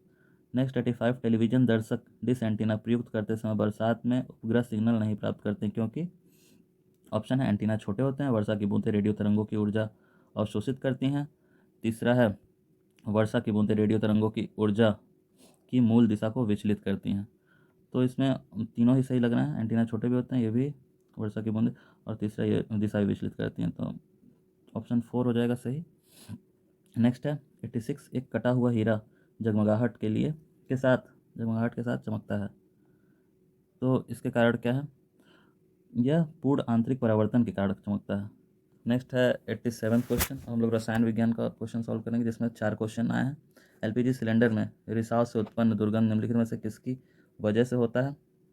तो जो दुर्गंध होती है जब भी गैस लीक होती है तो उसमें जो स्मेल आती है वो इथाइल मरकैप्टेन की होती है, क्योंकि बाकी जो गैस यूज़ इसमें एलपीजी होता है उसमें वो गंधहीन होती है, लेकिन इसको इथाइल मरकैप्टेन इसीलिए डाला जाता है ताकि अगर लीक वीक होती है तो उसकी जानकारी हमें हो जाए। नेक्स्ट है एलपीजी मुख्यतः ब्यूटेन जो कि 65% ब्यूटेन होता है इसमें, और 32% प्रोपेन का मिश्रण होता है, ये थोड़ी एक्स्ट्रा जानकारी। 65% ब्यूटेन और 32% प्रोपेन। तो नेक्स्ट देख लेते हैं 88, निम्नलिखित में से कौन सा एक पदार्थ प्राकृतिक बहुलक है। रेशम जो है वो प्राकृतिक बहुलक है क्योंकि रेशम के कीड़ों से प्राप्त किया जाता है, रेशम के कीड़ों से जो कि शहतूत के पेड़ पर पाले जाते हैं, उसके बाद इनसे ये रेशम बनाते हैं अपने चारों ओर, और बाकी ये बैकेलाइट, कैलवार और लेक्सान ये कृत्रिम बहुलक है। नेक्स्ट है 89, यूरिया है, यूरिया एक नाइट्रोजन युक्त कार्बनिक यौगिक है, एक नाइट्रोजन युक्त अकार्बनिक यौगिक है, एक पादप हार्मोन है, एक ऊर्जा शोषी पदार्थ है, तो ये एक नाइट्रोजन युक्त कार्बनिक यौगिक है। नेक्स्ट 90 पे चलते हैं, निम्नलिखित में से कौन सा कार्बनिक अम्ल अंगूर, इमली, केला में प्रचुर मात्रा में पाया जाता है। तो यह टार्टरिक एसिड प्रचुर मात्रा में पाया जाता है, एसिटिक एसिड सिरका में पाया जाता है, और सिट्रिक एसिड खट्टे फलों में, और लैक्टिक एसिड दूध में। नेक्स्ट है जीव विज्ञान, पर्यावरण, पारिस्थितिकी एवं कृषि, तो इससे 30 क्वेश्चन आया, बहुत ही बड़ा भाग इससे आया है, तो ये टॉपिक भी बहुत इंपॉर्टेंट हो जाता है। 91 देख लेते हैं, निम्नलिखित में से किसे वायुमंडल के प्राकृतिक संतुलन के लिए कार्बन डाइऑक्साइड की उपयुक्त सांद्रता मानी जाती है। तो 0.02, 0.03%, 0.04, 0.05, तो ये सही ऑप्शन है 0.03%। लेकिन इस समय पॉल्यूशन की वजह से सांद्रता काफ़ी बढ़ गई है, जो कि 0.379 हो गई है, 379% हो गई है, जो कि 0.0379 हो गई है, जो कि थोड़ी बढ़ गई है, तो इसको हम लोगों को बैलेंस करना है। और नेक्स्ट है 92, निम्नलिखित में से कौन सा सही सुमेलित नहीं है। तो सही सुमेलित नहीं है वो ऑप्शन हम लोग देखते हैं पहले। विश्व पर्यावरण दिवस 5 जून, पृथ्वी दिवस 22 अप्रैल, तंबाकू निषेध दिवस 5 मई, और ओजोन दिवस 16 सितंबर। तो तंबाकू निषेध दिवस 5 मई नहीं 31 मई होता है। नेक्स्ट है 63वां, हरित गृह प्रभाव के वातावरण में निम्नलिखित में से कौन सा परिवर्तन होता है। तो इसमें सबसे पहला, वायुमंडल में कार्बन डाइऑक्साइड की सांद्रता बढ़ जाती है, वायुमंडल में आर्द्रता बढ़ जाती है, जीवधारियों की संख्या बढ़ जाती है, वायु की गति बढ़ जाती है। तो इसमें 94 आ गया, इसको देखते हैं पहले। तो इसमें ऑप्शन ए जो है, वायुमंडल में कार्बन डाइऑक्साइड की सांद्रता बढ़ जाती है, क्योंकि जब वायुमंडल की बढ़ती हुई हानिकारक गैसें जैसे कार्बन डाइऑक्साइड हुआ, कार्बन मोनोऑक्साइड हुआ, सल्फर डाइऑक्साइड हुआ आदि वायुमंडल की ऊपरी परत में जब हो जाती हैं तो पृथ्वी के जो तापमान में वृद्धि करती हैं, इसे ही हरित गृह प्रभाव कहते हैं।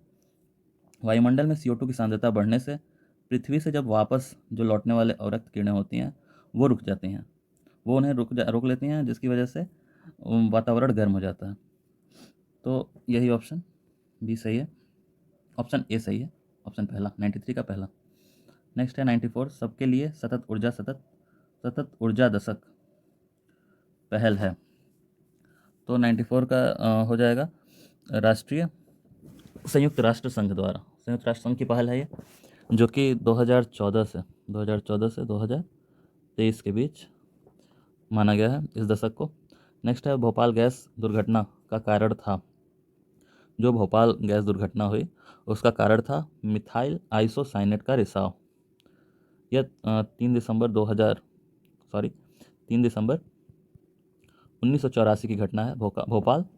भोपाल गैस दुर्घटना, जो कि भोपाल के यूनियन कार्बाइड कारखाने में यह गैस लीक कर गई थी, मिथाइल आइसोसाइनेट। तो उससे बहुत क्षति हुई थी, कई लोगों की जान गई थी। 96 है, निम्न में से कौन सा सही सुमेलित नहीं है। एक तरफ प्रदूषक दे दिया है, एक तरफ होने वाली बीमारी दे दिया है। तो इसमें हम लोग देखते हैं कि मीनामाटा जो बीमारी है, मीनामाटा बीमारी है वो पारे की वजह से होती है। नेक्स्ट इटाई कैडमियम की वजह से होती है। और जो नाइट्रेट आयन की वजह से ब्लू बेबी सिंड्रोम हो जाता है। और फ्लोराइड आयन की वजह से अपच दे रखा है। तो ये अपच गलत ऑप्शन है, और मतलब सही सुमेलित नहीं है। तो सही ऑप्शन हो जाएगा डी, क्योंकि जल से फ्लोराइड की मात्रा बढ़ने से शारीरिक अक्षमता तथा दांतों की बीमारी होती है, इससे दांतों की बीमारी होती है। नेक्स्ट है 97, निम्नलिखित में से किस पारिस्थितिकी तंत्र में पौधे का जैविक पदार्थ अधिकतम है। तो जिसमें पौधे का जैविक पदार्थ अधिकतम होता है वो है उष्णकटिबंधीय पतझड़ वन, ये नहीं होगा। नेक्स्ट है उष्णकटिबंधीय वर्षावन, ये सही ऑप्शन है। शीतोष्ण पतझड़ वन नहीं, रेगिस्तानी नहीं, क्योंकि उष्णकटिबंधीय जो वर्षावन है वहाँ उसका विस्तार 10 डिग्री उत्तर से दक्षिण अक्षांशों पर होता है, 10 डिग्री उत्तर से दक्षिण अक्षांशों पर होता है, के बीच में होता है। तो यहाँ बारिश बहुत ज़्यादा होती है, 200 सेंटीमीटर से अधिक वर्षा होती है। तो सदाबहार वन पाए जाते हैं, और टेम्परेचर भी 20 डिग्री के आसपास होता है, 20 डिग्री सेल्सियस के आसपास। तो सबसे ज़्यादा यहाँ के बायोम की प्राथमिक उत्पादकता सर्वाधिक होती है यहाँ के बायोम की। तो जैविक पदार्थ अधिकतम है। नेक्स्ट 98, भारत सरकार ने वन संरक्षण अधिनियम किस वर्ष में अधिनियमित किया था। तो वन संरक्षण अधिनियम 1980 में अधिनियमित किया गया था। तो इसके तहत किसी भी वन भूमि को सरकार की अनुमति के बिना कृषि भूमि में परिवर्तित नहीं किया जा सकता है। नेक्स्ट है 99, सूची 1 को सूची 2 से सुमेलित कीजिए और सही उत्तर सूचियों के नीचे दिए गए कूट को चुनिए। तो इसमें हम लोग एलिमिनेशन भी कर सकते हैं, जैसे कच्छ वनस्पति सुंदरवन हो जाएगा। और तो इसमें हम लोग पहले ही देख लेते हैं, सी का पहला एक ही ऑप्शन है, तो ऑप्शन डी सही हो जाएगा। ए का चौथा हो जाएगा साइलेंट वैली उष्णकटिबंधीय वन, बी का शंकुधारी वन का दूसरा हिमाचल प्रदेश, और पतझड़ वन राजस्थान हो जाएगा। तो ऐसे ही हम लोग एलिमिनेशन से ही कई क्वेश्चन सॉल्व कर लेंगे। नेक्स्ट है 100 क्वेश्चन, जैव विविधता को अधिकतम संकट है। जो जैव विविधता है, जैव विविधता क्या होती है, जैसे कई प्रकार की प्रजाति जब पाए जाते हैं किसी एक क्षेत्र में तो उससे वहाँ की जैव विविधता कहते हैं। तो सबसे अधिक संकट इसको किस चीज़ से है, तो प्राकृतिक निवास वनस्पतियों के विनाश से, यही सही ऑप्शन हो गया, क्योंकि इससे कोई खास प्रभाव नहीं पड़ेगा। जलवायु परिवर्तन से प्रभाव पड़ेगा लेकिन उतना ज़्यादा नहीं, सबसे ज़्यादा जो प्रभाव पड़ेगा, जो अधिकतम संकट पूछा है वो पहला ही है, क्योंकि प्राकृतिक निवास और वनस्पति के विनाश से उनके रहने और खाने की समस्या उत्पन्न हो जाएगी, जिसकी वजह से वह विलुप्त होने की स्थिति में आ जाएंगे, पूरी प्रजाति विलुप्त हो सकती है। नेक्स्ट 101 क्वेश्चन, निम्नलिखित में से कौन से जलवायु परिवर्तन के प्रमुख कारक हैं। जो जलवायु परिवर्तन हो रहा है उसके जो प्रमुख कारक हैं, जीवाश्मिक ईंधन का अधिकाधिक प्रज्वलन, ये सही ऑप्शन है, ये कारक है। तैल चालित स्वचालितों की संख्या विस्फोटन, ये भी सही ऑप्शन है। सौर धधक में वृद्धि, नहीं, ये गलत ऑप्शन है, इससे जलवायु परिवर्तन नहीं होगा। अत्यधिक वनोन्मूलन, ये भी सही ऑप्शन है। तो पहला, दूसरा, चौथा, तो ऑप्शन 2 सही हो जाएगा। 102, निम्न में से कौन सा सही सुमेलित नहीं है। नत्रजन स्थिरीकरण कारक दे रखा है इधर, और फसल दे रखा है। तो इसका ऑप्शन देख लेते हैं, नील हरित शैवाल जो है वो नील हरित शैवाल धान में, राइबोजियम मटर में, एजोटो वेक्टर गेहूं में, अजोला मक्का में। तो इसका जो सही ऑप्शन इधर हो जाएगा ये अजोला मक्का में, क्योंकि बाकी ये सब तो सही हैं, सही सुमेलित हैं ये तीनों। जो फोर्थ है अजोला मक्का में नहीं होता है। नेक्स्ट देखते हैं 103 क्वेश्चन, नीचे दो कथन दिए गए हैं। मानव शरीर सेल्यूलोज के पाचन में असक्षम है। मानव शरीर में स्टार्च अपघटक एंजाइम डायस्टेज विद्यमान रहता है। निम्नलिखित में से सही कूट से सही उत्तर चुनिए। तो इसका जो कारण है, जो कथन है वो सही है, कथन सही है। सेल्यूलोज पाचन में असक्षम है मानव शरीर। पहले होता था, क्योंकि उस समय हम लोग पत्तियाँ खाते थे, ये सब खाते थे, तो उस समय ये चीज़ें होती है। अपेंडिक्स जो एक्स्ट्रा बचे हुए हैं, अपेंडिक्स होता है इंसानों में, तो वो उसका काम वही होता था, सेल्यूलोज को पचाना। लेकिन अब उसका कोई यूज़ नहीं है, तो उसे ऑपरेशन करके, जिसका दर्द करता है वो ऑपरेशन करके निकलवा लेता है। तो ऑप्शन कथन ए सही है, कथन कारण भी सही है। और तो ऑप्शन, लेकिन ये इसका स्पष्टीकरण सही नहीं कर रहा है, इसलिए ऑप्शन बी सही हो जाएगा। नेक्स्ट है, सुई चुभाने से निम्नलिखित अंगों में से कौन सा दर्द महसूस नहीं करेगा? त्वचा, मस्तिष्क, हृदय, नेत्र। तो मस्तिष्क दर्द महसूस नहीं करेगा, क्योंकि इसमें जो कोशिकाओं में, मस्तिष्क की जो कोशिकाएं होती हैं उसमें दर्द अनुभूत ग्राहिकाओं का अभाव होता है। जो दर्द अनुभूत अनुभूति ग्राहिकाओं का अभाव होता है, जिससे दर्द की अनुभूति होती है, उसका अभाव होता है, तो मस्तिष्क में ये दर्द नहीं होता है सुई चुभाने से। निम्नलिखित में से किस जंतु में खुर नहीं होते हैं? किस जंतु में खुर नहीं होते हैं? जैसे गाय में, भैंस में इस समय में खुर होता है, तो उसी तरह जो गीदड़ होता है वो कुत्तों की प्रजाति की तरह होता है, कुत्ते की एक परिवार की प्रजाति है, तो गीदड़ में खुर नहीं होता है। गद्देदार नाखून युक्त पंजे होते हैं, और हिरण, जेबरा और घोड़ा में खुर होता है। नेक्स्ट है 106 क्वेश्चन, फलों के मीठे स्वाद का कारण है फ्रक्टोज। फलों में फ्रक्टोज पाया जाता है, फ्रक्टोज नामक शर्करा है ये, जिसकी वजह से फलों का स्वाद मीठा होता है। नेक्स्ट 107 क्वेश्चन, निम्नलिखित में से कौन सा युग्म सही सुमेलित नहीं है? तो इसमें जो सही सुमेलित नहीं है वो गैस्ट्रिन, रक्तचाप का नियमन करता है, ये गलत है। बाकी ये सब सही है। इंसुलिन रक्त शर्करा का नियंत्रण, मेलाटोनिन निद्रा का नियंत्रण, ऑक्सीटोसिन स्तन ग्रंथि से दूध का निस्सरण, ये गलत है, ये इसका सही सुमेल नहीं है। क्योंकि गैस्ट्रिन एक अम्ल है, इसका स्राव पाचन क्रिया में सहायता के लिए होता है। नेक्स्ट है 108, पित्ताशय में उपस्थित पत्थर निम्नलिखित में से किसका पाचन प्रभावित करता है? तो यह वसा का पाचन प्रभावित करता है। नेक्स्ट है 109, निम्नलिखित में से कौन सा अनुवांशिक रोग नहीं है? अनुवांशिक रोग रतौंधी नहीं है, बाकी सभी अनुवांशिक रोग हैं, जैसे रंजकहीनता, हीमोफीलिया और वड़ांधता, ये सब अनुवांशिक रोग हैं। रतौंधी विटामिन ए की कमी से होता है, विटामिन ए की कमी से रतौंधी रोग होता है। नेक्स्ट 110, निम्नलिखित में से कौन सा युग्म सही सुमेलित नहीं है? विटामिन के क्वेश्चन काफ़ी आते हैं हर एग्ज़ाम में, 2 से 3 क्वेश्चन विटामिन के आते हैं, तो विटामिन वाला टॉपिक अच्छे से कर लीजिएगा आप लोग। तो इसमें जो सही सुमेलित नहीं है वो देखना हमें। तो ऑप्शन है विटामिन B12 प्रति अरक्तता, ये सही है, सही सुमेलित है। दूसरा है विटामिन C प्रतिस्कर्वी कारक, ये भी सही है। विटामिन D वर्णांधता कारक, ये गलत है। वर्णांधता विटामिन ई की वजह से, विटामिन ई हो जाएगा। नेक्स्ट 4th है विटामिन के अति रक्तस्राविता कारक, तो इससे रक्त रुकता नहीं है, तो ये ऑप्शन सी सही हो जाएगा, क्योंकि ये सही सुमेलित नहीं है। नेक्स्ट 111, आयोडीन की कमी से कौन सा रोग होता है? इसकी वजह से घेघा रोग होता है। आयोडीन की कमी से घेघा रोग होता है। थायराइड ग्रंथि का आकार, जो थायराइड ग्रंथि होती है वह बहुत बढ़ जाती है। निम्नलिखित में से 112 का, निम्नलिखित ईंधनों में से कौन न्यूनतम पर्यावरणीय प्रदूषण उत्पन्न करेगा?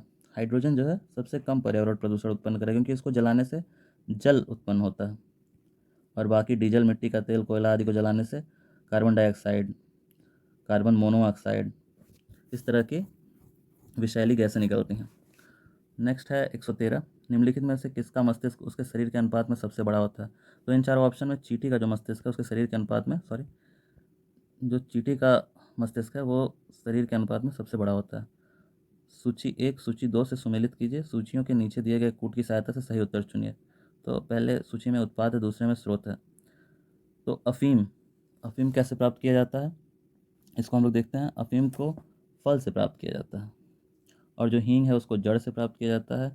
रबर को तना से, और कुनैन को छाल से।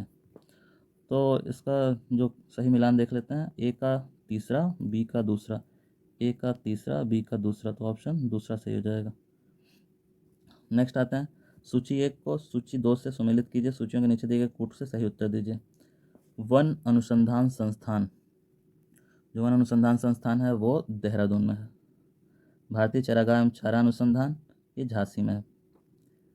केंद्रीय शुष्क क्षेत्र अनुसंधान संस्थान ये जोधपुर में है। और जो भारतीय कृषि अनुसंधान संस्थान नई दिल्ली में है। तो देख लेते हैं ए का तीसरा, बी का चौथा, ए का तीसरा, बी का चौथा, तो ऑप्शन बी जो दूसरा ऑप्शन है वो सही हो जाएगा। 116 निम्नलिखित में से कौन सा भारत में स्थापित प्रथम राष्ट्रीय उद्यान है? तो जिम कॉर्बेट राष्ट्रीय उद्यान भारत में सबसे पहले स्थापित किया गया था। यह 1936 में स्थापित किया गया था। नेक्स्ट है 117 अधोलिखित में से कौन सा जीव से जैव मंडल का जैविक संगठन का सही क्रम है? तो इसका ऑप्शन देख लेते हैं। जनसंख्या, पारिस्थितिकी तंत्र, समुदाय, भूदृश्य, समुदाय, पारिस्थितिकी तंत्र, जनसंख्या, समुदाय, पारिस्थितिकी तंत्र, भूदृश्य। तो ये सी ऑप्शन सही है, क्योंकि जनसंख्या होती है, फिर उससे कई जनसंख्या मिलकर समुदाय बनाते हैं, कई समुदाय मिलकर पारिस्थितिकी तंत्र बनाते हैं, और एक भूदृश्य में कई सारे पारिस्थितिकी तंत्र होते हैं। नेक्स्ट 118 निम्न में से कौन सा तंत्र सही सुमेलित नहीं है? तो इसको देख लेते हैं। जो carbon dioxide thermal power station सही सुमेलित नहीं। क्लोरोफ्लोरोकार्बन ये ऑटोमोबाइल से नहीं, एसी से, और जो रेफ्रिजरेटर होता है फ्रिज से जो गैसें इसमें होती हैं, जो शीतकारक गैसें होती हैं, उनमें यूज़ होता है। 119 हवा में तैरते हुए श्वसनीय सूक्ष्म कणों का आकार होता है। जो हवा में श्वसनीय सूक्ष्म कण तैरते हैं उनका आकार 5 माइक्रोन से भी कम होता है, वो 2.5 से 3 माइक्रोन होता है। तो ऑप्शन डी सही हो जाएगा। नेक्स्ट है 120। नीचे दो वक्तव्य दिए गए हैं। भारत में जलवायु परिवर्तन से सामाजिक तनाव बढ़ रहा है। मौसम की चरम दशा की बारंबारता एवं तीव्रता से खाद्य सुरक्षा पर गंभीर प्रभाव पड़ेंगे। तो 120 में जो ऑप्शन इसका कथन जो है, कथन ए सही है और कारण भी सही है, और ये इसकी सही व्याख्या भी करता है। तो ऑप्शन ए सही हो जाएगा। ए और दो दोनों सही हैं, ए और आर दोनों सही हैं, और आर ए का सही कारण है। नेक्स्ट हम लोग देखते हैं विज्ञान एवं प्रौद्योगिकी, जिससे एक क्वेश्चन आया था। कृत्रिम उपग्रह पृथ्वी से सुस्पष्टता से ट्रैक किया जा सकता है। तो इसको जो 121 का है, इसका ऑप्शन सही हो जाएगा डॉपलर प्रभाव से। डॉपलर प्रभाव के अनुसार स्रोत की गति के कारण किसी तरंग की आवृत्ति बदलती हुई प्रतीत होती है। आवृत्ति की बदली हुई प्रतीत होने वाली घटना को, जो यही आवृत्ति जो बदल जाती है, उसी घटना को डॉपलर प्रभाव कहते हैं।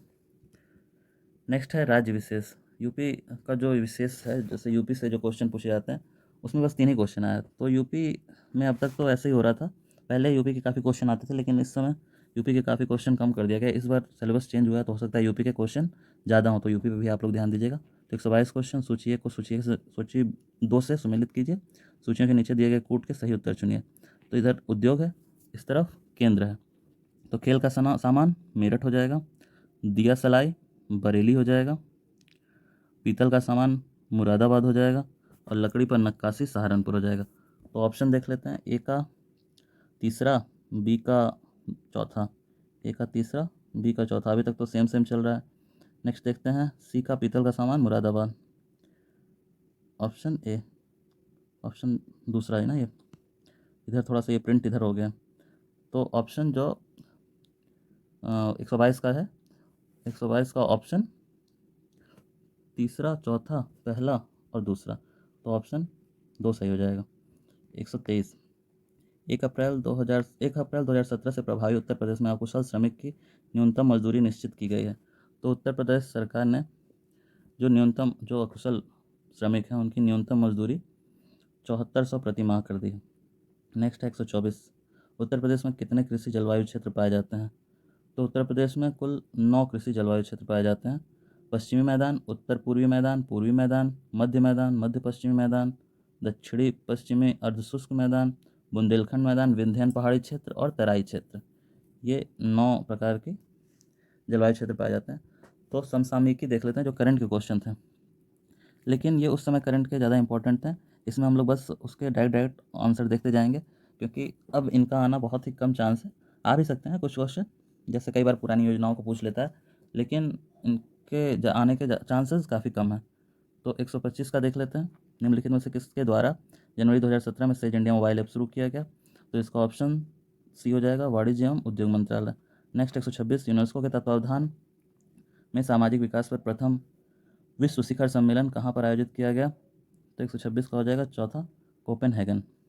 127 निम्नलिखित में से कौन सा देश फीफा कॉन्फेडरेशन कप 2017 का विजयी देश था? तो इसका ऑप्शन हो जाएगा जर्मनी। जर्मनी ने चिली को 1-0 से हराया था। नेक्स्ट है 128, G20 शिखर सम्मेलनों के संबंध में निम्नलिखित कदमों पर विचार कीजिए। तो G20 12वां G20 शिखर सम्मेलन जर्मनी में संपन्न हुआ, 13वां G20 शिखर सम्मेलन चीन में, 14वां G20 शिखर सम्मेलन जापान में। तो इसमें जो ऑप्शन सही होगा वो जो ऑप्शन 1 है वो सही है और ऑप्शन 3 सही है। जो 13वां हुआ था वो ब्यूनस आयर्स अर्जेंटीना में हुआ था, न कि चीन में, अर्जेंटीना में हुआ था। और जो 15वां होगा, 14वां हो गया, जो 16वां होगा, 16वां हुआ था वो इटली में हुआ था। जो 17वां हुआ था वो बाली में, इंडोनेशिया। जो 18वां है 2023 में होगा, ये होगा इंडिया में, न्यू दिल्ली। तो ये याद रखिएगा, ये क्वेश्चन पूछ सकता है। 129 129वां क्वेश्चन देखते हैं। निम्नलिखित देशों में से किसने भारत तथा यूएसए के साथ जुलाई 2017 में मालाबार नौसैनिक अभ्यास में भाग लिया? वो है जापान। ऑप्शन ए सही हो जाएगा। नेक्स्ट 130वां सतत विकास लक्ष्य 2017 के सूचकांक में भारत का कौन सा स्थान है? तो इसमें 116वां स्थान है भारत का। नेक्स्ट 131 देश के प्रथम सौर ऊर्जा युक्त डिब्बों वाली डेमू ट्रेन को 14 जुलाई 2017 को लॉन्च किया गया। तो 131 का हो जाएगा तीसरा, सफदरजंग रेलवे स्टेशन पर। नेक्स्ट 132 निम्नलिखित में से किस भारतीय वैज्ञानिक को फ्यूचर वर्ग में 2017 का डैन डेविड पुरस्कार दिया गया था? तो ये 132 का सही ऑप्शन हो जाएगा, श्रीनिवास कुलकर्णी। नेक्स्ट है भारत के सबसे बड़ा माने जाने वाला वैश्विक कौशल पार्क की आधारशिला जुलाई 2017 में रखी गई थी। कहाँ पे रखी गई थी ये? तो ये उत्तर प्रदेश के लखनऊ में रखी गई थी। नेक्स्ट 134 जून 2017 में मानव संसाधन विकास मंत्रालय द्वारा गठित राष्ट्रीय शिक्षा नीति पैनल के अध्यक्ष हैं के कस्तूरी रंजन सही ऑप्शन है। नेक्स्ट हम लोग आते हैं 135 पर। मई 2017 में उद्घाटन किया गया ढोला सादिया पुल की लंबाई लगभग, जो ढोला सादिया पुल है जिसको भूपेन हजारिका पुल भी कहते हैं, भूपेन हजारिका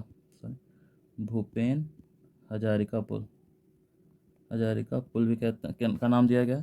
तो ये 9.15 किलोमीटर की है।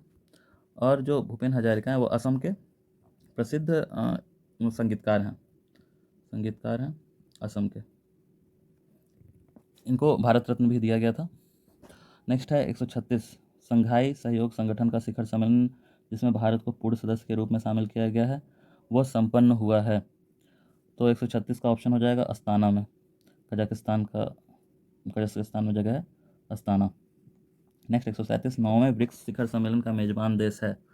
जो 9वां ब्रिक्स शिखर सम्मेलन हुआ उसका मेजबान देश था चीन। नेक्स्ट है 138 शहरी विकास मंत्रालय द्वारा मई 2017 में जारी की सूची के अनुसार निम्नलिखित में से किस शहर को सर्वाधिक गंदा शहर का दर्जा मिला है? तो वो है उत्तर प्रदेश का गोंडा जिला नहीं, गोंडा शहर। 139 निम्नलिखित में से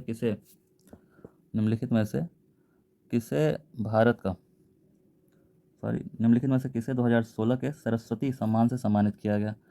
तो सरस्वती सम्मान जो 2016 का था उसको महाबलेश्वर सैल को दिया गया। निम्नलिखित विश्व जनसंख्या दिवस 2017 की विषय वस्तु क्या थी? तो इसकी विषय वस्तु थी family planning, empowering people, developing Nations. Next 141 है UN sustainable development solutions network द्वारा 2017 में प्रकाशित विश्व प्रसन्नता रिपोर्ट के अनुसार निम्नलिखित में से कौन सा देश विश्व के सर्वांग रूप से सर्वाधिक प्रसन्न है? तो वो नॉर्वे है।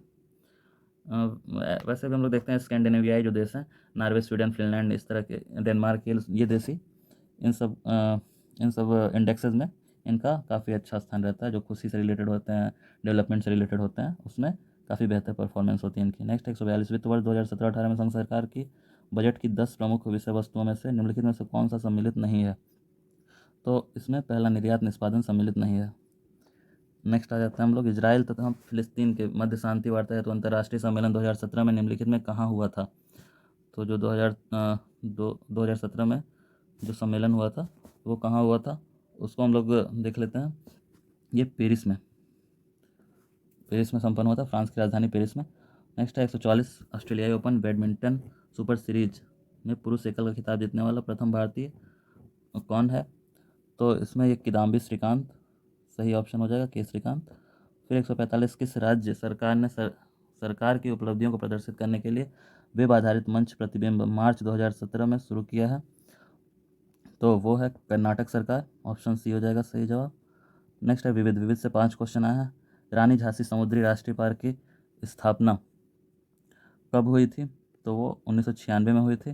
यह अंडमान और निकोबार में द्वीप समूह में स्थित है, रानी झांसी समुद्री राष्ट्रीय पार्क। नेक्स्ट 147 ब्रिक्स देशों द्वारा कौन सा बैंक चीन में स्थापित किया गया था? तो इसको न्यू डेवलपमेंट बैंक NDB स्थापित किया गया था। नेक्स्ट 148 महिला एक दिवसीय अंतर्राष्ट्रीय क्रिकेट में मिथाली राज के प्रदर्शन के संबंध में निम्नलिखित कदमों पर विचार कीजिए।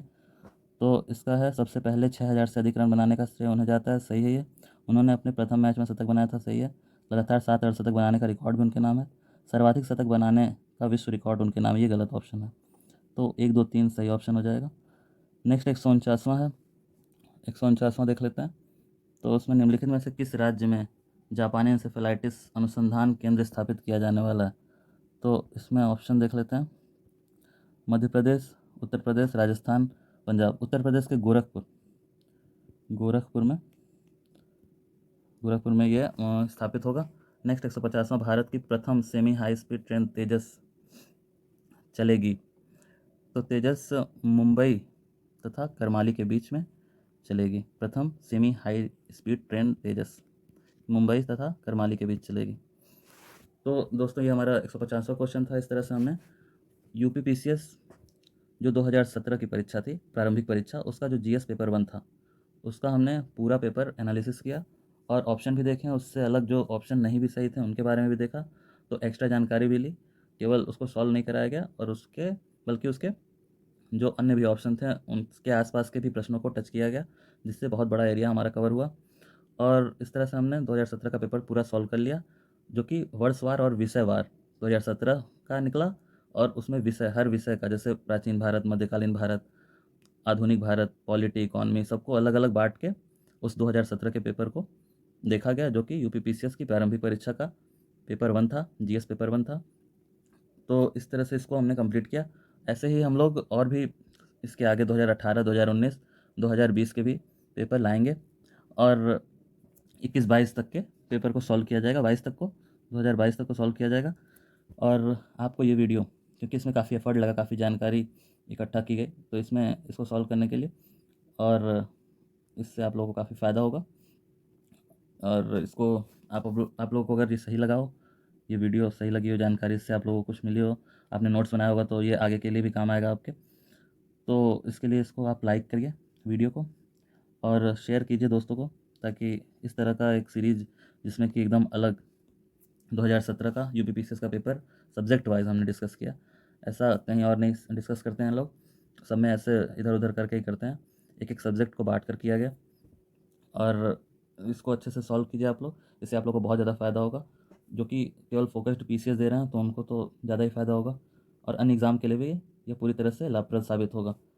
तो शेयर करेंगे दूसरों को तो उनको भी इसका लाभ मिलेगा। और जो अगर इसमें कुछ कमियां रह गई हैं, जिससे मैं कुछ ना समझा पाया हूँ या फिर कुछ ऐसी गलतियाँ हों, तो उसको कमेंट में आप पूछ सकते हैं और मुझे सलाह भी दे सकते हैं। और इसको सब्सक्राइब कर लेंगे तो आगे जो इसके और भी पार्ट आने वाले हैं 2018, 2019, 2020, तो उसमें आप लोग को काफ़ी हेल्प मिलेगी। जब भी ये आएगा तो आप लोग को सीधा नोटिफिकेशन चला जाएगा, अगर नोटिफिकेशन बेल दबाते हैं तो इसको आप अच्छे से रिवीजन कर लेंगे। और प्रीवियस ईयर क्वेश्चन बहुत बड़ी चीज़ होती है, क्योंकि एग्ज़ाम आपको एक आइडिया लग जाता है कि क्वेश्चन कहाँ से आ रहे हैं, कैसे क्वेश्चन बन रहे हैं। तो इससे आप आराम से जो एग्ज़ामिनेशन हॉल में पेपर को टैकल कर पाएंगे। जो भी टेस्ट सीरीज है, जो MCQ आप लगाते हैं, वो तो कोचिंग द्वारा बनाई गई है, लेकिन ये तो आयोग का पेपर है। जो PYQ है, प्रीवियस ईयर क्वेश्चन, वो तो आयोग नहीं बनाया, ऐसे ही क्वेश्चन, उनका माइंडसेट ऐसा है, तो ऐसे ही क्वेश्चन आएंगे। तो इसके लिए आप लोग तैयार हो जाएंगे इस सीरीज को देखकर। तो एग्ज़ाम हॉल में भी बैठेंगे तो आपको इसी से रिलेटेड क्वेश्चन दिखेंगे, तो आप लोग को बड़ा ईजी लगेगा। तो इससे आप लोग को जाहिर सी बात है बहुत फ़ायदा होने वाला है। तो इस चैनल को सब्सक्राइब कर लीजिए, ताकि ऐसी वीडियो आप लोग को अच्छे से मिलती रहें, समय से मिलती रहें, ताकि एग्ज़ाम से पहले आप लोग इसको कई बार रिवाइज़ कर लें और ये चीज़ें रट जाएँ आपको, ये क्वेश्चन, इसके आसपास के जो भी क्वेश्चन बन रहे हैं, और नोट्स बनाते चलें, ताकि इसको लास्ट टाइम पे आप रिवाइज़ कर लें। ठीक है दोस्तों, थैंक यू।